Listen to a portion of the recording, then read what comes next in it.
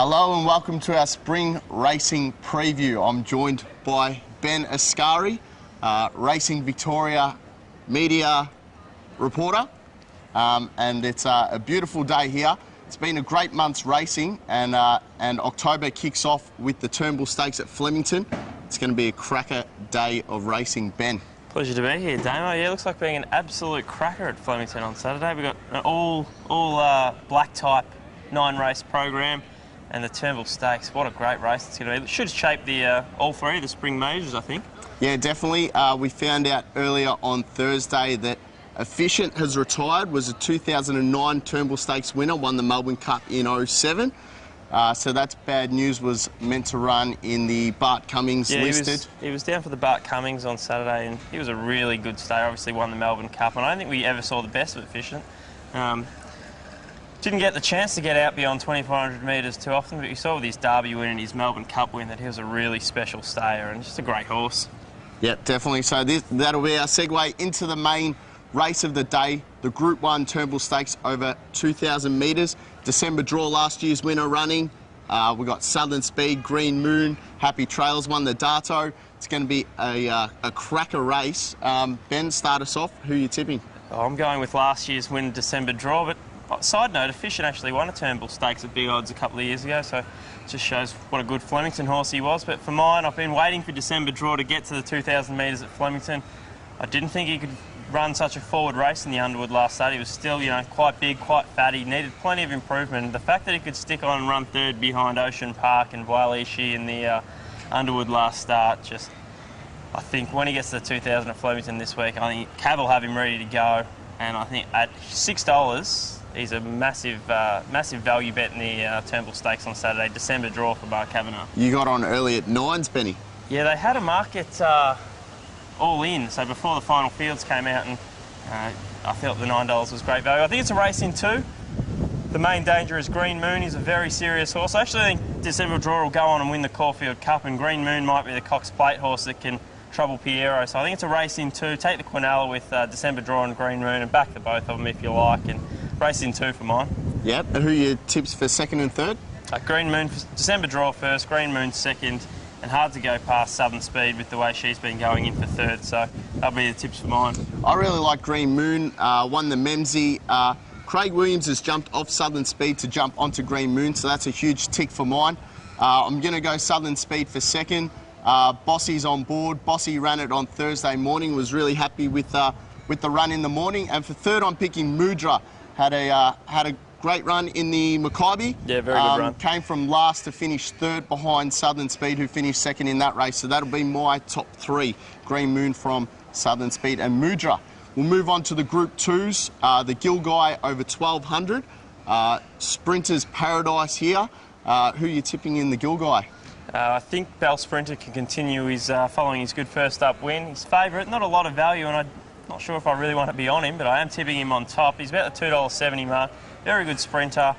May be the one that steps up and fills the sprinting void that's been left by Black Caviar and Hayless, with the two of them out on the sidelines. I think him and Buffering will sort of be fighting it out for that next best sprinter in the country. And I think Bel Sprinter can stake his claim with a win in the Gilgai on Saturday. Yeah, 10 career starts for 6 wins and was very impressive at Moonee Valley last start. That's my tip as well. We'll move on to the Group 2 Blazer for the fillies and mares over the 14. Favourite Soft Sand. Now, she's a get-back mare and she's drawn barrier 1, so she's always going to need a luck. We saw her last start, she was really well back, 6s into about $3.60. Had no luck in the run, probably should have won in the last at Caulfield a couple of weeks ago. Yeah.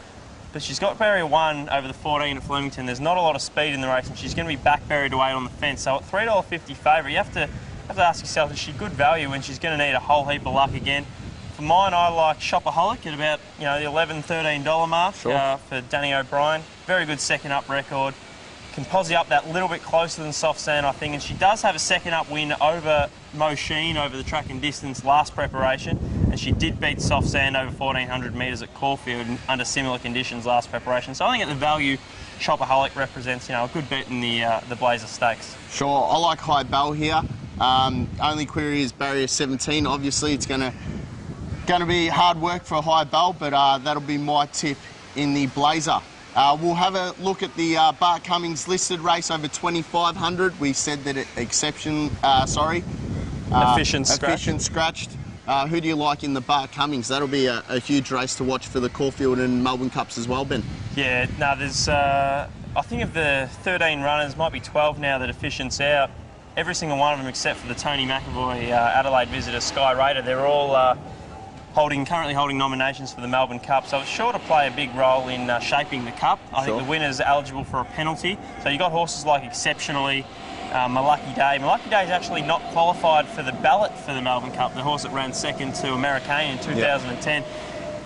Because he hasn't won a race over 2,300 metres in the last 2 years, he's been injured and whatnot. So Malucky Day will be looking to actually qualify for the Cup, whereas horses like Exceptional will be looking for a penalty to just assure themselves of a start in the race. But for mine, I like Exceptionally. She's been really well back. She's savaged the line at her last 2 starts over 2,000 metres, and very good Flemington horse up to the 2,500 metres. I think Exceptionally can get the money on Saturday in the Bart Cummings. Yeah, the run in the naturalism, that was phenomenal. Massive run. So that'll be my tip on top as well. I like Tamby. I'll put Tamby in the placings. It wants a bit of a weight penalty as well to move up the order, but that'll be a cracking race. And the other race we want to touch on is race 9. That's a listed race. Yeah, 1,400 metre events at Flemington. The listed race are always a good betting affair, these 1,400 listed at Flemington. Big fields. Horses maybe progressing to something like the Emirates or the Crystal Mile at Moonee Valley on Cox Plate Day. I like here one at a bit of value, Testascana. He's run second at his first 2 starts. He's former Peter Moody's horse now with the Mick Surkey stable. He's about $15 and good value. And Armour Rock will be hard to beat. So if you have something on Armour Rock and Testascana, you should be around the mark. Well, Benny's all over our tips today. We're hoping we can provide you some weekly tips, and this second month of spring racing is sure to be a cracker as we head towards the big races, the Caulfield Cup, the Cox Plate and the Melbourne Cup. Thanks for joining us for our first spring racing preview. Cheers, Damo. Thanks for joining us, Benny. And we'll see you next week.